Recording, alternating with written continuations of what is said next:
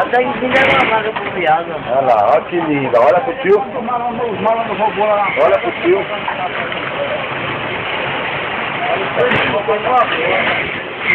Tem uma foto. É do Paraguai, tio, né?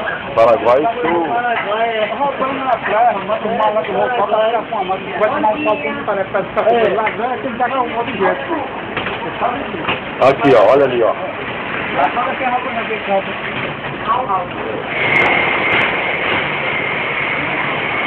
Vai ali, Duda, vai ali, ó. Vai ali, ó.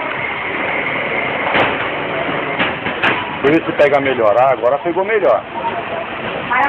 Tô gravando a Duda. Dá um sorriso. Espera um pouquinho, calminha. Deixa eu ver você aqui perto. Dá um sorrisinho. Isso. Fala assim, eu sou a filha do César Polvilho. Fala.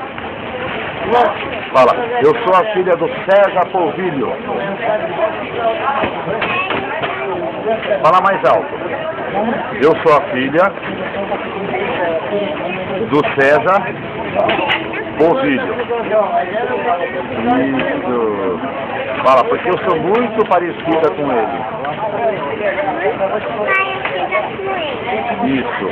Fala, mas eu não sou a menina monstro.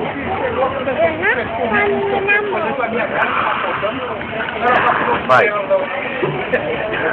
Eu não sou a menina monstro. Isso. Eu sou muito mais bonita. Para. Olha lá, ele já brigou com você, ó. Vai, pode brigar com ele, pode brigar com ele.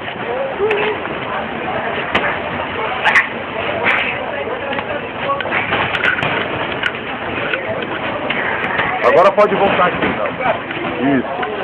Fala, obrigado, tio. Obrigado.